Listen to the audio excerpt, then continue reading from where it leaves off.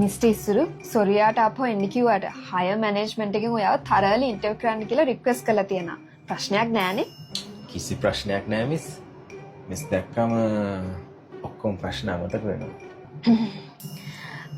Mister ඉස්සුරු ඔයාගේ CV එක base කරලා තමයි මම ප්‍රශ්න වගේක් අහන්නේ. අහන්න මිස්. මගේ ජීවිත කතාවම කොහොමත් CV එකක් කරලා මිස්ට සබ්මිට් කරලා තියෙන්නේ. ඔයා මෙතන මෙන්ෂන් කරලා තියෙනවා ඔයාට excellent communication skills තියෙනවා කියලා. ඒ වුණාට අයි මේ ඉන්ඩක්ෂන් ක්වෙස්චන් එක සේෆ්ටි ඉෂුව එකදී මැනේජර් ලයින් කරනවා කියලා තියෙන්නේ. මේ වැරදීමක් මිස් ලයින් මැනේජර්ට රිපෝට් කරනවා කියලා තමයි ඉන්න ඕනේ. ඔයා මෙතන කියලා තියෙනවා ඔයා හරිය ලෝයල් අවංකයි කියලා. ඒ වුණාට එදා ඉන්ටර්විව් එක ඉවර වෙලා මෙතන මටත් ඉන්න බැරි කළා රිසෙප්ෂන් එකේ සචිනිටත් ඇහැක් ගහලා ඒ මැදට අර ඉස්සරහින් ඉන්න සිකියුරිටි අක්කටත් මලක් දීලා ඒ මැදට අර ගාඩන් එකේ ඉන්න රංජනීටත් ඇහැක් ගහලා ගියයි. මිස් ජොබ් එක මම යන්නම් මිස්.